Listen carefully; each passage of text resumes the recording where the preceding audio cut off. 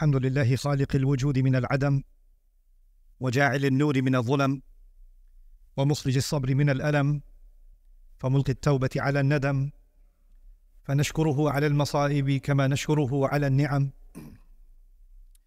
ونصلي على رسوله الأكرم ذي الشرف الأشم والنور الأتم والكتاب المحكم وكمال النبيين والخاتم سيد ولد آدم، الذي بشر به عيسى بن مريم ودعا لبعثته إبراهيم عليه السلام حين كان يرفع قواعد بيت الله المحرم. فصلى الله عليه وسلم وعلى أتباعه خير الأمم الذين بارك الله بهم كافة الناس العرب منهم والعجم. فالحمد لله الذي لم يتخذ ولدا ولم يكن له شريك في الملك ولم يكن له ولي من الذل وكبره تكبيرا. والحمد لله الذي أنزل على عبده الكتاب ولم يجعل له عوجا. والحمد لله الذي نحمده ونستعينه ونستغفره ونؤمن به ونتوكل عليه ونعوذ بالله من شرور أنفسنا ومن سيئات أعمالنا، من يهده الله فلا مضل له ومن يضلله فلا هادي له، ونشهد أن لا إله إلا الله وحده لا شريك له، ونشهد أن محمدا عبد الله ورسوله أرسله الله تعالى بالهدى ودين الحق ليظهره على الدين كله وكفى بالله شهيدا. فصلى الله عليه وسلم تسليما كثيرا كثيرا. أما بعد، فإن أصدق الحديث كتاب الله، وخير الهدي هدي محمد صلى الله عليه وسلم، وإن شر الأمور محدثاتها، وإن كل محدثة بدعة، وكل بدعة ضلالة، وكل ضلالة في النار. قال الله عز وجل في كتابه الكريم بعد أن أقول أعوذ بالله من الشيطان الرجيم: إنما أموالكم وأولادكم فتنة والله عنده أجر عظيم. رب اشرح لي صدري ويسر لي أمري واحلل عقدة من لساني يفقه قولي. اللهم ثبتنا عند الموت بلا إله إلا الله، واللهم اجعلنا من الذين آمنوا وعملوا الصالحات وتواصوا بالحق وتواصوا بالصبر، آمين يا رب العالمين। আজকের খুতবাটি কোরআনের একটি পুনরাবৃত্তি বিষয় সম্পর্কে কিছু কথা নিয়ে উৎসর্গীকৃত এবং এমন কিছু বিষয় নিয়ে যা আমরা সবাই কোনো না কোনোভাবে চিন্তা করে থাকি। আল্লাহর কিতাব বা আল্লাহর দ্বীন নিয়ে আমরা ভাবি অথবা না ভাবি, এটা এমন কিছু যা আমাদের সকলের মনে সমগ্র জীবন জুড়ে সারাক্ষণই বিদ্যমান। যে পরিভাষাটি আমি আপনাদের সামনে কিছুটা ব্যাখ্যা করতে যাচ্ছি তা হলো ফিতনা। এটি কোরআনে অনেকবার বিভিন্ন আঙ্গিকে ব্যবহৃত হয়েছে এবং আমরা একে অপরের সাথেও এটি ব্যবহার করি। এটি একটি বড় ফিতনা, সমাজের মধ্যে কি এক নতুন ফিতনা উদ্ভব হয়েছে, বা তরুণরা অনেক ফিতনার সম্মুখীন হচ্ছে, ইত্যাদি ইত্যাদি ইত্যাদি। তো এই পরিভাষাটি মুসলিম সংস্কৃতির একটি অংশ হয়ে উঠেছে, আমরা এটি সারাক্ষণ ব্যবহার করি। এর অর্থ কি সে সম্পর্কে আমাদের একটি নির্দিষ্ট ধারণা রয়েছে। আমি এই খুতবায় যা করতে চাই তা হলো প্রথমে তুলে ধরা যে শব্দটি তার মূল ভাষায় কি অর্থ বহন করে, ইসলাম পূর্ব আরবরা এই শব্দটিকে কিভাবে বুঝত, এবং তারপর আমি 3টি উপায় তুলে ধরতে চাই যেখানে আল্লাহ এই শব্দটি ব্যবহার করেছেন সামগ্রিকভাবে। যদিও এটি ভিন্ন ভিন্ন অনেক উপায়ে ব্যবহৃত হয়েছে, আপনি যদি সেই সবগুলোকে সংগ্রহ করে শ্রেণীবদ্ধ করার চেষ্টা করেন আপনি 3টি ধরন পাবেন। এই 3টি ধরন বুঝলে তা আমাদেরকে আমাদের দ্বীনকে আরো ভালোভাবে বুঝতে এবং আমাদের জীবন ও পরিস্থিতিকে আরো ভালোভাবে বুঝতে সাহায্য করবে। তো আমি শুরু করছি এই শব্দটির আদি অর্থ কি ছিল তা দিয়ে। আরবরা এভাবে শব্দটি ব্যবহার করত, ফাতানা যাহাব। তারা এটি ব্যবহার করত যখন তারা স্বর্ণ বা কোনো ধাতু পরিশোধন করত, কারণ ধাতু দূষিত অবস্থায় থাকতে পারে, এর গভীরে খাদ থাকতে পারে। আর যখন আপনি স্বর্ণ গলিয়ে ফেলেন এবং চরম তাপের নিচে রাখেন, তখন গভীরে প্রথিত থাকা সমস্ত দূষণগুলো গলে যেতে শুরু করে। অবশেষে স্বর্ণটি ফিতনা নামক প্রক্রিয়ার মধ্য দিয়ে যায়। আর এ কারণেই যে ব্যক্তি স্বর্ণ নিয়ে এই কাজটি করত তাকে বলা হতো ফাত্তান। তারা এই শব্দটি গাছের পুরো বাকল বা কাঠ বা অন্য কিছুর জন্য ব্যবহার করত, যা তাদের কিছুটা গলাতে বা কিছুটা গরম করতে হতো যাতে এটিকে সোজা করা যায়। এই প্রক্রিয়াটিকেও ফিতনা প্রক্রিয়া বলা হতো। একইভাবে কাঠমিস্ত্রি বা খোদাইকারী যে কাঠকে পরিবর্তন করে এবং কেটে ফেলে এবং এটিকে সম্পূর্ণ নতুন কিছুতে পরিণত করে তাকে বলা হতো ফাইতান। আর মাফতুন শব্দটি দিনার অর্থাৎ মুদ্রার জন্য ব্যবহৃত হতো, কারণ মুদ্রাগুলোর উপর রাজা বা কোনো একটি দেশের প্রতীক থাকতে হয়। এমনকি এখনও মুদ্রাগুলির উপর এক ধরনের চিত্র থাকে যা সেগুলিতে খোদাই করা হয়, এবং এটি করার জন্য ধাতুকে নির্দিষ্ট ছাঁচের আকৃতি দিতে চরম তাপ বা চরম চাপের প্রয়োজন হয়। আর এ কারণেই এটিকে বলা হয় মাফতুন। খোদাই করা কোনো মুদ্রাকে মাফতুন মুদ্রা বলা হয়। এটি ছিল এই শব্দটির আদি অর্থ। এখান থেকেই ধারণাটি এসেছে। যেহেতু আরবরা তাদের ভাষায় খুবই সমৃদ্ধ, পরীক্ষা অর্থে তাদের অনেক শব্দ রয়েছে। উদাহরণস্বরূপ ইবতিলা, ইমতিহান বা ইখতিবার এবং অন্যান্য শব্দও পরীক্ষার জন্য ব্যবহৃত হয়। কিন্তু ফিতনা এমন পরীক্ষার জন্য ব্যবহৃত হয় যা আপনার অভ্যন্তরে গভীরে গিয়ে পুড়িয়ে ফেলে। অথবা ফিতনা হলো এমন একটি পরীক্ষা যা আপনাকে গভীরতম স্তর পর্যন্ত পরীক্ষা করে। এটি একটি গভীর পরীক্ষা, অত্যন্ত গুরুতর একটা পরীক্ষা, এমন পরীক্ষা যা এমনকি পুড়িয়ে দেয়। সেই পরীক্ষায় উত্তীর্ণ হওয়ার জন্য আপনাকে যন্ত্রণার মধ্য দিয়ে যেতে হয়। এই ধরনের পরীক্ষাকে বলা হয় ফিতনা। সুতরাং এটি কোনো ছোট বিষয় নয় যার মধ্য দিয়ে একজন মানুষ যায়, তাই না? আর অবশ্যই আমরা জানি, প্রত্যেক মুসলিম জানে, এই গোটা জীবনটাই একটা পরীক্ষা। এই জীবনের ভালো বিষয়গুলো একটি পরীক্ষা এবং এই জীবনের খারাপ বিষয়গুলোও একটি পরীক্ষা। কিন্তু কিছু পরীক্ষা অন্য পরীক্ষার তুলনায় কঠিনতর। যখন সেই পরীক্ষাগুলো অত্যন্ত কঠিন হয় তখন সেগুলোকে বলা হয় ফিতনা। তো এটা প্রথম বিষয় যা আমি চাই আপনারা উপলব্ধি করুন। দ্বিতীয় বিষয়টি হলো, 3 ধরনের ফিতনা রয়েছে যা নিয়ে আল্লাহ কোরআনে কথা বলেছেন। একটি আসে স্বয়ং আল্লাহর পক্ষ থেকে, তিনি বিভিন্নভাবে এ বিষয়ে কথা বলেছেন। তবে এই দুনিয়াতে ফিতনা আসার একটি উপায়, প্রসঙ্গত এই দুনিয়াতে ফিতনা রয়েছে এবং ফিতনা রয়েছে আখিরাতেও। يوم هم على النار يفتنون। সেই দিন তাদেরকে আগুনের উপর ফিতনায় ফেলা হবে, সেটা হবে বিচার দিবসে। তারা ফিতনার মধ্যে থাকবে। এর মানে কি?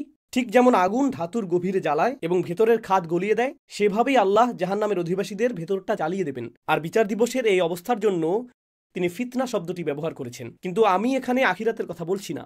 এই দুনিয়ার পরিপ্রেক্ষিতে ফিতনা হলো 3 প্রকারের। আর এর মধ্যে প্রথমটি হলো আল্লাহ যখন কাউকে ফিতনায় ফেলেন।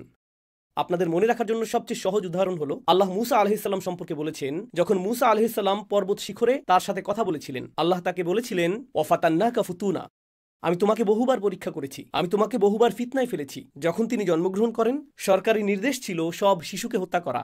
এমনকি শিশুকালেও তিনি ফিতনায় পড়েছিলেন। তিনি ফিতনায় ছিলেন যখন তিনি এমন একটি ঝুড়িতে ছিলেন যা ডুবে যেতে পারত। তিনি ফিতনায় ছিলেন যখন তাকে ফেরাউনের ঘরে লালন পালন করা হচ্ছিল। তিনি ফিতনায় ছিলেন যখন তাকে মিশর থেকে পালাতে হয়েছিল। তিনি ফিতনায় ছিলেন যখন তিনি মিশরে ফিরতে পারছিলেন না। সুতরাং এই সবই ছিল ফিতনা যার মধ্য দিয়ে তিনি গিয়েছেন। এই সমস্ত কঠিন পরীক্ষার মধ্য দিয়ে তিনি গিয়েছেন এবং আল্লাহ বর্ণনা করেছেন কিভাবে মুসা আলাইহিসসালামকে ফিতনার মধ্যে ফেলা হয়েছিল। আপনি হয়তো ভাববেন আল্লাহ বিশ্বাসীদের জন্যই এমনটা করেন, কিন্তু আল্লাহ ফেরাউনের ক্ষেত্রেও এর উল্লেখ করেছেন। ওয়ালাকাদ ফাতান্না আলা ফিরআউন। আমি ফেরাউনের লোকবল এবং ফেরাউনের বংশধরদেরও ফিতনায় ফেলেছিলাম। সুতরাং এখন আমরা শিখছি, আল্লাহ যখন কোনো ফিতনা ঘটান, তিনি শুধু ইমানদারদের জন্য তা করেন না, আবার শুধু কাফিরদের জন্যও তা করেন না। এটা সবার জন্য, যে কাউকেই ফিতনার মধ্যে ফেলা হতে পারে। আর এই কারণেই আমরা কোরআনে পাই, فتنتك تصيبها من تشاء تصيب بها من تشاء إن هي إلا فتنتك تصيب بها من تشاء। মুসা আলাইহিসসালাম এক পর্যায়ে আল্লাহকে এই কথাও বলেছিলেন, এটা আপনার ফিতনা, আপনি যাকে ইচ্ছা আপনার ফিতনা দ্বারা আঘাত করতে পারেন, আপনি যাকে ইচ্ছা আপনার ফিতনা দ্বারা আঘাত করতে পারেন। সুতরাং মুসলিমরা এই জীবনের অসুবিধা, সংকট বা পরীক্ষা নিয়ে অতি সরলীকৃত ধারণা রাখে না। তাই আমরা বলি না কিভাবে ভালো মানুষেরা কষ্টে থাকে আর কিভাবে খারাপ মানুষেরা আরামে এসে থাকে। এটা আমার বুঝে আসে না। যারা এমন কথা বলে তারা নিশ্চয়ই কোরআন অধ্যয়ন করেনি। যারা এমন কথা বলে তারা এটা শেখেনি। লাকাদ খালাকনাল ইনসানা ফি কাবাদ। কারণ আল্লাহ শুরু থেকেই এটা স্পষ্ট করে দিয়েছেন যে ফিতনা ঘটবেই এবং ওয়াত্তাকু ফিতনাতান লা তুসিবান্না আল্লাযিনা যালামু মিনকুম খাসা। আল্লাহ বলেছেন তোমাদের এমন ফিতনাকে ভয় করা উচিত যা শুধু তাদের উপরই আসবে না যারা অন্যায় করেছে। সুতরাং ফিতনা শুধু খারাপ বা অন্যায়কারী লোকদের উপরই আসে না, ফিতনা সবার উপরই আসে। আর কখনো কখনো কিছু মানুষের অপরাধের জন্য অনেক মানুষকে এর মূল্য দিতে হয়। অন্তত এই দুনিয়াতে বিষয়টা এমনই মনে হয়, কিছু লোক অপরাধ করে আর সবাইকে তার মূল্য দিতে হয়, তাই না? আর এটাই হলো ফিতনার প্রকৃতি। আল্লাহ নানানভাবে ফিতনা সৃষ্টি করেন এবং কিছু ফিতনা অত্যন্ত মারাত্মকভাবে অন্যায্য বলে মনে হয়। যেমন সম্প্রতি আমি ইউসুফ আলাইহিসসালামের ঘটনা নিয়ে আলোচনা করেছিলাম। আর ইউসুফ আলাইহিসসালামের সাথে তার জীবনের শুরু থেকে যা ঘটেছে তা ছিল অন্যায্য। আর তার ভাইরা তার সাথে যা করেছে তাতে তার কোনো দোষ ছিল না, তারা তাকে ফিতনায় ফেলেছিল। ফিতনার একটি ধরন পেলাম যখন আল্লাহ আপনাকে ফিতনায় ফেলেন। ওকে, তাহলে এবার দ্বিতীয় ধরনটি নিয়ে কথা বলা যাক। দ্বিতীয় ধরনটি হলো যখন মানুষ আপনাকে ফিতনায় ফেলে। যখন মানুষ ফিতনায় ফেলে, যেমন ইন্নাল্লাযীনা ফাতানুল মুমিনিনা ওয়াল মুমিনাত, যেমন রব্বানা লা তাজআলনা ফিতনাতাল লিল্লাযীনা কাফারু। যখন মানুষ আপনাকে কষ্টে ফেলে, যখন মানুষ ইমানদারদেরকে নির্যাতন করে, যখন মানুষ ইমানদারদেরকে আক্রমণ করে, যখন মানুষ অন্যায় করে, যখন মানুষ অন্যের উপর জুলুম করে, কুরআনে বর্ণিত এটি হলো দ্বিতীয় প্রকারের ফিতনা। যারা অন্যের বিরুদ্ধে অপরাধ করে তারা তাদেরকে ফিতনায় ফেলে। যারা নির্যাতন, নিপীড়ন, লুটতরাজ, হত্যা করে তারা অন্য মানুষকে ফিতনায় ফেলে। যারা অন্যদের সাথে দুর্ব্যবহার করে তারা মানুষকে ফিতনায় ফেলে। এটা আরেকটি ধরন। তো দুটি ধরনের ফিতনা পাওয়া গেল, একটি ফিতনা যা আল্লাহর পক্ষ থেকে আসে, আরেকটি ফিতনা যা মানুষের পক্ষ থেকে আসে। তৃতীয় আরেকটি ধরনও রয়েছে, যে ফিতনায় আমি নিজেকে ফেলি। ওয়ালাকিন্নাকুম ফাতানতুম আনফুসাকুম। আল্লাহ বলেন, তোমরা নিজেরাই নিজেদেরকে ফিতনায় ফেলেছ, তোমরা নিজেদেরকে ফিতনার মধ্যে নিক্ষেপ করেছ। এখন আমরা 3টি ধরন পেলাম। এখন আমাদেরকে বুঝতে হবে এই 3টি কিভাবে কাজ করে। একটি হলো আল্লাহর পক্ষ থেকে ফিতনা, আরেকটি হলো খারাপ মানুষের পক্ষ থেকে ফিতনা। আর প্রসঙ্গত এটা শুধু খারাপ মানুষই নয়, আমার স্পষ্ট করা উচিত ছিল এটা শুধু খারাপ মানুষের পক্ষ থেকে আসে না। আল্লাহ বলেছেন, ইন্নামা আমওয়ালুকুম ওয়া আওলাদুকুম ফিতনা, এমনকি আপনার সন্তানরাও ফিতনা। সুতরাং আপনার সন্তানরা আপনাকে ফিতনায় ফেলে। শুধু কাফেররাই আপনাকে ফিতনায় ফেলে না, আল্লাহর শত্রুরাই আপনাকে ফিতনায় ফেলে না। যে শিশুটিকে আপনি ভালোবাসেন, যে সন্তানদের আপনি ভালোবাসেন, যে মেয়ের বিয়ে দেয়া নিয়ে আপনি আন্দোলিত, আর কয়েক সপ্তাহের মধ্যেই তার বিয়ে, আল্লাহ সেটাকেও ফিতনা বলেছেন, তাই না? সুতরাং ফিতনা আসে আল্লাহর পক্ষ থেকে, ফিতনা আসে মানুষের পক্ষ থেকে, এবং ফিতনা আসে নিজের ভেতর থেকে। এখন আল্লাহ কোরআনে যা বর্ণনা করেছেন তা হলো, যখন মানুষের ঈমান দুর্বল থাকে তখন তারা কেমন হয়, তাদের সাথে কি ঘটে? যখন অন্য মানুষ তাদেরকে ফিতনায় ফেলে, মানুষ তাদেরকে ফিতনায় ফেলে, جعل فتنة الناس كعذاب الله। এই ব্যক্তি মানুষের তৈরি ফিতনাকে এমনভাবে নেয়, যখন মানুষ আপনার সাথে কোনো অন্যায় করে, মানুষ বাজে কিছু করে, তখন আপনি নিজের মাথায় সেটাকে এভাবে সাজিয়ে নেন, কেন আল্লাহ এমনটা হতে দিচ্ছেন? আল্লাহ নিশ্চয়ই আমাকে শাস্তি দিচ্ছেন। কেন আল্লাহ আমাকে শাস্তি দিচ্ছেন? আমি তো কিছু করিনি। এভাবে আপনি মানুষের তৈরি করা ফিতনাকে আল্লাহর আযাবের সাথে গুলিয়ে ফেলেন। এই খুতবার বাকি অর্ধাংশে আমার উদ্দেশ্য হলো এটা সঠিকভাবে বোঝার চেষ্টা করা। আল্লাহ এই পরিভাষাটি সম্পর্কে আমাদের কি জানাতে চান, এবং আমরা যে পরীক্ষা ও প্রতিকূলতার মধ্য দিয়ে যাই তার কথা চিন্তা করে কিভাবে আমাদের জীবনকে অতিবাহিত করা উচিত। অবশ্যই এখানে উপস্থিত সকলেই জানেন আল্লাহর ইচ্ছা ছাড়া কোনো কিছুই ঘটে না। আমি আপনাদেরকে সাধারণ একটা উদাহরণ দিচ্ছি। যেমন জুমা শেষে আপনি বের হওয়ার সময় কেউ বাইরে থেকে একটি পাথর তুলে আপনার মাথায় ছুঁড়ে মারল, এটা আপনার মাথায় জোরে আঘাত করলো, আপনি ঘুরে তাকালেন, আপনি তার উপর রাগান্বিত। সে বলল, না না না, এটা আল্লাহর পক্ষ থেকে একটা ফিতনা, কেননা আল্লাহর ইচ্ছা ছাড়া কোনো কিছুই ঘটে না। ما أصاب من مصيبة إلا بإذن الله। কোনো বিপদ আসে না, কোনো অসুবিধা কাউকে স্পর্শ করতে পারে না যতক্ষণ না আল্লাহ চান তা ঘটুক। অতএব ভাই, আমি জানি আমি পাথরটা তুলেছি এবং আপনার দিকে ছুঁড়ে মেরেছি, আর আমি আমার নিজের নিশানা দেখে মুগ্ধ। আঘাতটি ছিল বেশ নিখুঁত, কিন্তু ব্যাপারটা হলো এটা নিয়ে আমার সাথে আপনার কথা বলা উচিত না, এটা নিয়ে সৃষ্টিকর্তার সাথে আপনার কথা বলা উচিত, এটা নিয়ে আল্লাহর সাথে আপনার কথা বলা উচিত। দেখুন, এটা হলো বুদ্ধিমত্তার ব্যাপার। এই সমস্যাটি বুঝতে সাহায্য করার জন্য আমি আরেকটি উদাহরণ দিচ্ছি। আপনারা জানেন পোকামাকড়ের মস্তিষ্ক খুবই ছোট, তাই না? আপনি যদি একটি পোকাকে বিরক্ত করেন এবং একটি কাঠি দিয়ে সেটিকে খোঁচা দিতে থাকেন, তখন এটি ওই কাঠির সাথেই লড়াই করতে শুরু করে। এটি কাঠিটিকে আক্রমণ করতে থাকে, কারণ পোকাটির কাছে সমস্যার উৎস হলো সেই কাঠি, তাই এটি সেটাকে আক্রমণ করে। কিন্তু আপনি যদি সামান্য বড় মস্তিষ্কের কোনো প্রাণী নেন, যেমন কুকুর বা সাপ, আর একটি লাঠি নিয়ে আপনি যদি সাপটিকে বিরক্ত করেন, এটা তখন লাঠিকে আক্রমণ করবে না। সে তখন দেখতে পায় যে লাঠির পেছনে অন্য কেউ আছে, এটা আপনাকে কামড় দেবে। কুকুরটি লাঠিটিকে কামড়াতে যাবে না, কুকুরটি আপনাকে কামড় দেবে, কারণ এর মস্তিষ্ক অপেক্ষাকৃত বড়। আচ্ছা, ফিতনা হলো এই লাঠিটা, কিন্তু আসল ফাতিন যে আমাকে এই পরিস্থিতিতে ফেলেছে সে হলো লাঠি ধরে থাকা ওই ব্যক্তিটি। আর আমাদের মস্তিষ্ক কুকুর এবং সাপের চেয়েও বড়। তো লোকটি যুক্তি দিচ্ছে, আমি তোমার দিকে পাথর ছুঁড়েছি, তুমি আমাকে দেখছো, কিন্তু আমি তো কেবল একটা লাঠি, আমার পেছনে তো আছে আল্লাহরই শক্তি, এটা আল্লাহ করেছেন, আমি না, তাই আল্লাহকে দোষ দাও। ধারণাটি এরকম। তাই যেহেতু সব কিছু আল্লাহর ইচ্ছাতেই হয়, আমাদের সাথে ঘটে যাওয়া সকল খারাপির জন্য আল্লাহকে দোষারোপ করা উচিত। এখন এই সমস্যাটি বোঝার জন্য প্রথমে আমি নিশ্চিত করতে চাই আপনারা সমস্যাটি বুঝতে পেরেছেন। এখন আমরা এর সমাধানটা কিভাবে বুঝতে পারি? আল্লাহ যা করেছেন তা হলো এই দুটি বিষয়কে পৃথক করেছেন। আল্লাহ কোনো কিছু ঘটতে দেওয়াটা আর আল্লাহর কোনো কিছু ঘটানোর আকাঙ্ক্ষা করা একই বিষয় নয়। আল্লাহ এই পৃথিবীতে এমন অনেক জিনিস ঘটতে দেন যা আল্লাহকে রাগান্বিত করে তোলে। প্রকৃতপক্ষে আল্লাহ কোরআনে রাগ প্রকাশ করেছেন। যদি সব কিছু ঠিক সেভাবেই ঘটত যেভাবে আল্লাহ চান বা যেভাবে আল্লাহ ইচ্ছা করেন, সব কিছু যদি আল্লাহর সন্তুষ্টি অনুযায়ী ঘটত, তাহলে কোনো কিছু নিয়েই আল্লাহর কখনোই অসন্তুষ্ট হওয়ার কথা ছিল না, কারণ তিনিই তো এই সব কিছু করেছেন। কিন্তু আল্লাহ বলেছেন, গদিবাল্লাহু আলাইহিম, আল্লাহ তাদের উপর রাগান্বিত হয়েছেন।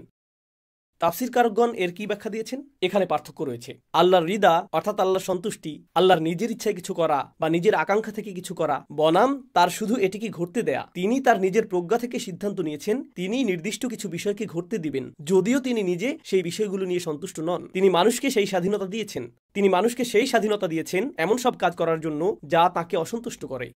তিনি তাদেরকে সেই স্বাধীনতা দিয়েছেন। আর প্রথমবার আল্লাহ যখন এটা করলেন, যখন তিনি মানবজাতিকে সৃষ্টি করলেন, তখন ফেরেশতারাও বিভ্রান্ত হয়ে পড়েছিল, কেননা আপনি মানুষকে এমন সব কাজ করার সামর্থ্য দিচ্ছেন যা আপনি নিজে পছন্দ করেন না।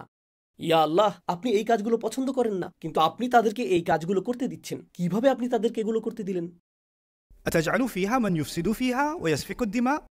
তারা এটা বুঝতে পারেনি। আর আল্লাহ বলেছেন, এই মানবজাতিকে আরও অনেক জটিল ও শক্তিশালী উদ্দেশ্যে সৃষ্টি করা হয়েছে, যা এমনকি ফেরেশতারাও তখন পর্যন্ত বোঝার জন্য প্রস্তুত ছিল না। ইন্নী আলামু মা লা তা'লামুন, আমি এমন কিছু জানি যা তোমরা জানো না। তিনি ফেরেশতাদের এই কথা বলেছিলেন। এখন আল্লাহ তাকে অসন্তুষ্ট করার স্বাধীনতা আমাকে দিয়েছেন। অন্য কারোর কথা ভুলে যান। আমি এখানে ফেরাউন বা শয়তানকে নিয়ে বলছি না, আমি আমার নিজের ব্যাপারে বলছি। আর আমাদের প্রত্যেকেরই নিজেকে নিয়ে ভাবা উচিত। আল্লাহ আমাকে তার অবাধ্য হওয়ার ক্ষমতা দিয়েছেন। আল্লাহ আমাকে স্বাধীনতা দিয়েছেন তাকে অসন্তুষ্ট করার, স্বাধীনতা দিয়েছেন তাকে রাগান্বিত করার, স্বাধীনতা দিয়েছেন গীবত করার, স্বাধীনতা দিয়েছেন অপবাদ দেওয়ার, স্বাধীনতা দিয়েছেন হারাম খাওয়ার, স্বাধীনতা দিয়েছেন অন্যকে আক্রমণ করার। তিনি আমাকে সেই স্বাধীনতা দিয়েছেন, তিনি আমাকে সেটা করার সামর্থ্য দিয়েছেন। সুতরাং আমি অভিযোগ করার আগে যে কিভাবে সে পার পেয়ে গেল, কিভাবে ও পার পেয়ে গেল, কিভাবে এই জালিম পার পেয়ে গেল, এই কথা বলার আগে আমার নিজেকে জিজ্ঞেস করতে হবে কিভাবে আমি পার পেয়ে যাই, কিভাবে আমি পার পেয়ে যাই। এই কিছুদিন আগেই বিশ্বে যা ঘটছে এই বিষয়ে একজনের সাথে আমার কথা হয়েছিল। আর আমরা সবাই জানি গাজায় কি ঘটছে। আল্লাহ গাজার মুসলিমদের সাহায্য করুন এবং শহীদদেরকে জান্নাত নসিব করুন, আর তাদের পরিবারগুলোতে সবর দান করুন, এবং আমাদেরকে সেই ধরনের তাওয়াক্কুল ও ঈমানের এক বিন্দু হলেও দান করুন যা এই মানুষগুলো প্রদর্শন করেছে, এবং তাদেরকে বিজয় দান করুন। তো একজন এসে জিজ্ঞেস করলো, আল্লাহ কিভাবে এটা ঘটতে দিচ্ছেন, আল্লাহ কেন এটা থামিয়ে দিচ্ছেন না? কারণ এটা আল্লাহর পক্ষ থেকে ফিতনা। কেন আল্লাহ এটা থামিয়ে দিচ্ছেন না? তাহলে বিষয়টা দাঁড়াচ্ছে, চলুন এটা নিয়ে যুক্তিসঙ্গতভাবে ভাবা যাক। আপনি যদি চান আল্লাহ এটা থামিয়ে দিন, যদি চান আল্লাহ হস্তক্ষেপ করুন, তাহলে আপনি আর আমি যখন অবাধ্য হই আল্লাহর কি হস্তক্ষেপ করা উচিত না? আপনি ঠিক কোথায় সীমা টানবেন? না, যদি তারা মানুষ হত্যা করে তবে আল্লাহর থামানো উচিত, কিন্তু তারা চুরি করলে সেটা তেমন খারাপ না, তখন আল্লাহর হস্তক্ষেপ না করলেও চলবে। অথবা আপনি যদি মিথ্যা বলেন, তখন না না না আমার জিহ্বাকে সত্য বলতে বাধ্য করা যাবে না, না না অতটা নিয়ন্ত্রণ না, কিন্তু নির্দিষ্ট সীমার পর আল্লাহর বিষয়গুলো থামিয়ে দেওয়া উচিত। আল্লাহ মানুষকে এই পৃথিবীতে পাঠিয়েছেন এবং তিনি তাদেরকে একে অপরের জন্য ফিতনায় পরিণত হওয়ার অনুমতি দিয়েছেন। আল্লাহ তাদের একে অপরের জন্য ফিতনা হতে দিয়েছেন। আর আমরা যখন একে অপরকে ফিতনায় ফেলি, মানুষ যখন একে অপরকে ফিতনায় ফেলে, আর তারপর আমরা বলি না না না এটা আল্লাহর দোষ, আল্লাহ এমনটা করেছেন, কোনো মানুষ নয়, এটাই হলো আপনি যখন নিজেকে নিজে ফিতনায় ফেলেন। এটি তৃতীয় ধরন। এটা আল্লাহর পক্ষ থেকে, শুধু এই অর্থে যে আল্লাহ আপনাকে পরীক্ষিত হতে দিয়েছেন। আল্লাহ একটি পরিস্থিতি তৈরি করেন এবং আপনাকে পরীক্ষার সম্মুখীন হতে দেন, এটা দেখতে যে আপনি কেমন প্রতিক্রিয়া দেখাবেন, আমি কেমন প্রতিক্রিয়া দেখাবো, ব্যাস এইটুকুই। আপনারা জানেন ইসলাম ছাড়া ভিন্নধর্মী আরও মানুষ আছে, তারাও কিন্তু স্রষ্টায় বিশ্বাস করে। কিছু মানুষ এক নিপীড়ক স্রষ্টায় বিশ্বাস করে, যে মানুষকে যন্ত্রণা দিয়ে মজা পায়, যে এই খেলা উপভোগ করে। যেমন পুরনো দিনের রাজারা তাদের বিনোদনের জন্য যা করত, তারা একটি স্টেডিয়ামে যেত, সেখানে একজন বন্দীকে বের করে আনতো আর একটা সিংহ বের করে আনতো, আর মানুষটিকে সিংহটির ছিঁড়ে খেতে দেখাটা তারা উপভোগ করত নিজেদের বিনোদনের জন্য। তাই মানুষের এই অসুস্থ ধারণা তৈরি হলো যে রাজারা তাদের প্রজাদের কষ্ট দেওয়াটা উপভোগ করে। কিছু লোক এমন দর্শনও তৈরি করেছে যে আচ্ছা একজন স্রষ্টা আছেন, তিনি এই মহাবিশ্ব সৃষ্টি করেছেন, কিন্তু তিনি এটা দেখে উপভোগ করেন যে আমরা একে অপরকে পুড়িয়ে দিচ্ছি, আমরা একে অপরকে হত্যা করছি। তাদের দৃষ্টিতে এই হলো স্রষ্টার স্বরূপ। এই ধরনের ধারণাকেই বলা যায় মানুষের নিজেকে নিজে ফিতনায় ফেলা। জাআলা ফিতনাতান নাসি কাআযাবিল্লাহ। এটাই সেই বিষয়। আল্লাহ আযযা ওয়া জাল্লা নিজেও এর বর্ণনা দিয়েছেন। আল্লাহ যখন আমাকেও আপনাকে ফিতনাতে ফেলেন, এর একটি উদ্দেশ্য রয়েছে। আসুন উপসংহারে আসি। আল্লাহ যে আমাকে ফিতনাতে ফেলেছেন এটা বোঝার সঠিক পদ্ধতি কি? যদি কেউ আমার টাকা চুরি করে তবে সেই ব্যক্তি আমাকে ফিতনাতে ফেলেছে, কিন্তু আল্লাহ এটা হতে দিয়েছেন, আল্লাহ এটা ঘটার অনুমতি দিয়েছেন। সুতরাং চূড়ান্ত প্রশ্নটি হলো, কেন আল্লাহ এটি ঘটার অনুমতি দিলেন? দুটি কারণ। আল্লাহ সেই চোরকে পরীক্ষা করেছেন এবং আল্লাহ আমাকেও পরীক্ষা করেছেন। আর সেই লোকটি ইতিমধ্যেই ব্যর্থ, কারণ সে চুরি করেছে। এখন যে অংশটি বাকি তা হলো আমি কি করতে যাচ্ছি, আমি এই পরীক্ষায় পাশ করব নাকি করব না। কারণ এখানে দুটি ভিন্ন পরীক্ষা চলছে। জালিম তার নিজের পরীক্ষা দিচ্ছে, মজলুম তার নিজের পরীক্ষা দিচ্ছে। তাদের দুজনকেই পরীক্ষা করা হচ্ছে। জালিম ইতিমধ্যেই ব্যর্থ হয়েছে, কারণ সে আল্লাহর ইচ্ছার বিরুদ্ধে কাজ করেছে। কিন্তু যার উপর অন্যায় করা হয়েছে, এখন তাকে সিদ্ধান্ত নিতে হবে যে সে কিভাবে প্রতিক্রিয়া দেখাবে। সে কি আল্লাহর ইচ্ছা অনুযায়ী প্রতিক্রিয়া দেখাবে নাকি আল্লাহর ইচ্ছার বিরুদ্ধে প্রতিক্রিয়া দেখাবে? সে কি বলবে এটা থেকে আমি কি শিখতে পারি?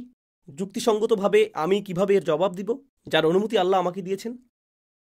এটা কি স্বয়ং আল্লাহর সাথে আমার সম্পর্ককে প্রভাবিত করবে নাকি করবে না? আর মানুষের মধ্যে এই সমস্যা তৈরি হয় যে তারা তাদের সংকটকালের জন্য আল্লাহকে দোষারোপ করতে চায়। আমি আপনাদের বলছি, আল্লাহ এটাকে আমাদের ফিতরার মধ্যে ফেলে দিয়েছেন। তিনি মানুষের প্রকৃতিতে এটা দিয়েছেন। এটা বোঝার জন্য আপনাকে মুসলিমও হতে হবে না। আল্লাহ আমাদের প্রকৃতির মধ্যে এই বোধশক্তি দিয়েছেন যে আসলে মানুষই একে অপরকে সংকটে ফেলে। আপনি যদি এখন আপনার গাড়ি চালাতেন আর কেউ আপনাকে পেছন থেকে ধাক্কা দিত, আল্লাহ আপনাকে রক্ষা করুন, কিন্তু এমনটা ঘটলে কেউ পেছন থেকে ধাক্কা দিলে সাথে সাথে আপনি বলেন না, ইয়া আল্লাহ মা হাযিহিল ফিতনা, আপনি পেছনে তাকিয়ে বলেন, এই যে ভাই, দেখে চলুন, ফোনে কথা বলছেন কেন? সাথে সাথেই যেই ব্যক্তি ধাক্কা দিয়েছে তাকে আপনি দোষ দেন, আপনি আল্লাহকে দোষ দেন না। আপনি আল্লাহকে দোষ দেন না, আপনি বলেন, এই আপনার ড্রাইভিং লাইসেন্স দিন, আমি পুলিশ ডাকছি। তাৎক্ষণিকভাবেই আপনি তাকে দায়ী করছেন, তাই না? আর এই একই ব্যক্তি যখন তার সাথে খারাপ কিছু ঘটে, সে বলে, আমি এই লোকটিকে দায়ী করতে চাই। কিন্তু যখন সে নিজে কোনো ভুল করে, সে বলে, এটা তো আল্লাহর ইচ্ছা ছিল, আমার কি করার আছে? قدر الله ما شاء فعل। বুঝতে পারছেন? এটা এক ধরনের মুনাফিকি, তাই না? অন্যদের দায়ী করতে চাই কিন্তু নিজেকে নয়। তো মানুষ এসব বিষয় নিয়ে দর্শন কপচায় এবং তারা এসব নিয়ে কথা বলে এবং তারা নিজেদেরকে ফিতনাতে ফেলে দেয়। আল্লাহ এমন লোকদের সম্পর্কে বলেছেন, ألا في الفتنة سقطوا। তারা কি ইতিমধ্যে ফিতনায় পতিত হয়নি? তারা কি ইতিমধ্যে পতিত হয়নি? এজন্যই আল্লাহর কিতাব অধ্যয়ন এবং আল্লাহর কিতাব নিয়ে গভীরভাবে চিন্তা করা এত বেশি গুরুত্বপূর্ণ। এ কারণেই এটা বোঝা জরুরি যে একটি দৃশ্যমান জগৎ আছে এবং একটি অদৃশ্য জগৎও আছে। আর আল্লাহ যা কিছু করেন সেগুলোর পেছনে একটি উদ্দেশ্য থাকে। এটা কখনো উদ্দেশ্যহীন নয়। আল্লাহ আমাকে উদ্দেশ্য ছাড়া সৃষ্টি করেননি, আর আল্লাহ আমাকে এমন কোনো পরিস্থিতিতেও ফেলেন না যার কোনো উদ্দেশ্য নেই। সেই প্রত্যেকটি উদ্দেশ্যের পেছনেই কোনো না কোনো হিকমা রয়েছে। মানুষ একে অপরের সাথে নির্বুদ্ধিতা সুলভ কাজ করে থাকে, কিন্তু আল্লাহ সেই সব নির্বোধ কাজের পেছনেও প্রজ্ঞাপূর্ণ কোনো উদ্দেশ্য না থাকার সুযোগ দেন না। এ কারণেই তিনি ইউদাব্বিরুল আমর, তিনি তাদবীরুল আমর ঘটান। তিনি সব কিছু পরিকল্পনা করেন। এমনকি আমাদের যে সকল কাজের পরিকল্পনা আমরা করি না অথবা খুবই বাজে পরিকল্পনা করি, সেগুলোর পেছনেও আল্লাহর মহৎ কোনো হিকমা নিহিত থাকে। আল্লাহ যেন আমাদের এমন মানুষে পরিণত না করেন যারা মাফতুন, যারা ফিতনায় পতিত হয়, যাতে আমরা আল্লাহর পরীক্ষাকে মানুষের উপর মিথ্যাভাবে আরোপ না করি। মানুষ একে অপরের ক্ষতি করে আনন্দ পায়, কিন্তু আল্লাহ পরীক্ষা করেন শুধু আমার নিজের ভালোর জন্যই। আল্লাহ আমাকে এমন কোনো পরীক্ষায় ফেলবেন না যা থেকে আমি শেষ পর্যন্ত উপকৃত হব না। কোনো না কোনোভাবে এটি এমন হয়ে উঠবে যা আমার মর্যাদাকে বাড়িয়ে দেবে। يرفع الله الذين آمنوا منكم والذين أوتوا العلم درجات। তোমাদের মধ্যে যারা ঈমান এনেছে এবং যাদেরকে জ্ঞান দান করা হয়েছে, আল্লাহ তাদের মর্যাদাকে উন্নীত করবেন। আর আল্লাহ মর্যাদা বৃদ্ধি করেন আরও এবং আরও বেশি পরীক্ষার মাধ্যমে। সুতরাং আল্লাহ যেন আমাদেরকে সেই পরীক্ষাগুলো বোঝার এবং জীবনে আমরা যেসব পরীক্ষার মুখোমুখি হতে চলেছি সেগুলোতে উত্তীর্ণ হওয়ার তৌফিক দান করেন। এই হলো আমার সর্বশেষ উপদেশ, যা আমি নিজেকে এবং আপনাদের সকলকে দিচ্ছি। আল্লাহ আজ্জা ওয়াজাল্লাহ এই উম্মাহকে প্রস্তুত করছেন। সূরা আল বাকারায় তিনি আমাদের এক নতুন উম্মাহ হিসেবে ঘোষণা করেছেন। وكذلك جعلناكم أمة وسطا। তিনি আমাদের একটি ভারসাম্যপূর্ণ জাতি ঘোষণা করেছেন এবং সেই একই সূরায় তিনি বলেছেন, ولنبلونكم بشيء আমি অবশ্যই তোমাদেরকে পরীক্ষা করব, সকল ধরনের জিনিস দিয়ে পরীক্ষা করব। من الخوف والجوع ونقص من الأموال والأنفس والثمرات। আমরা তোমাদেরকে অনেক পরীক্ষার মধ্যে ফেলবো, অনেক এবং অনেক বেশি পরীক্ষায় ফেলবো। কিন্তু এর ফলাফল কি হবে? কিভাবে বুঝবে যে তুমি পরীক্ষায় উত্তীর্ণ হয়েছো? কে ভালো ফল লাভ করবে? কিভাবে জানবে যে তুমি পরীক্ষায় উত্তীর্ণ হয়েছো? সেটা রয়েছে আয়াতটির শেষাংশে। আল্লাহ বলেছেন, وبشر الصابرين الذين إذا أصابتهم مصيبة قالوا إنا لله وإنا إليه راجعون। অভিনন্দন তাদের যারা পরীক্ষায় উত্তীর্ণ হয়েছে। অভিনন্দন সেই সব মানুষদের যারা সবর অবলম্বন করতে পারে। আর সবর বলতে কি বোঝায়? সেই সব মানুষ যখনই কোনো অসুবিধা বা যে কোনো বিপদ, যে কোনো পরীক্ষা তাদেরকে আঘাত করে, তারা বলে আমরা আল্লাহর জন্য এবং আমাদেরকে আল্লাহর কাছেই ফিরে যেতে হবে। তারা উপলব্ধি করে এই পরীক্ষাগুলোর প্রত্যেকটিই অস্থায়ী এবং আল্লাহর দিকে প্রত্যাবর্তনই হলো স্থায়ী। অস্থায়ী কষ্ট, স্থায়ী পুরস্কার। ঠিক আপনার ও আমার মতো আমাদেরও অস্থায়ী কষ্ট আছে। কোনো ছাত্রের পরীক্ষা আসন্ন, পড়াশোনা বেশ কঠিন, অস্থায়ী কষ্ট, দীর্ঘমেয়াদী সুবিধা। আপনি যদি ব্যবসায়ী হন, কিছু মানুষ খুচরা ব্যবসা করে, সেখানে ব্ল্যাক ফ্রাইডে অথবা শয়তান থার্সডে এরকম যাই থাকুক, বিক্রয়ের এরকম উপলক্ষ আসে আর কাজের অনেক চাপ থাকে। এর জন্য মাথা ব্যথাও অনেক, কর্মচারী সংক্রান্ত অনেক সমস্যা থাকে, ব্যবসায়িক অনেক সমস্যা থাকে, নিরাপত্তা সংক্রান্ত সমস্যা থাকে, এই সব কিছুই থাকে। তবুও আপনি এত পরিশ্রম করছেন। দীর্ঘমেয়াদী সুফল, যে পরিমাণ অর্থ আসে তা আসলেই বেশ ভালো। সুতরাং যখনই দীর্ঘমেয়াদী কোনো সুবিধা থাকে, আপনাকে প্রথমে কষ্টের মধ্য দিয়ে যেতে হয়। আর ইমানদাররা এটা উপলব্ধি করে তাদের গোটা জীবনের প্রেক্ষিতে। আল্লাহ আমাকে একটি স্বল্পমেয়াদী কষ্টের মধ্যে ফেলবেন, তারপর আরেকটি, এমনকি এটি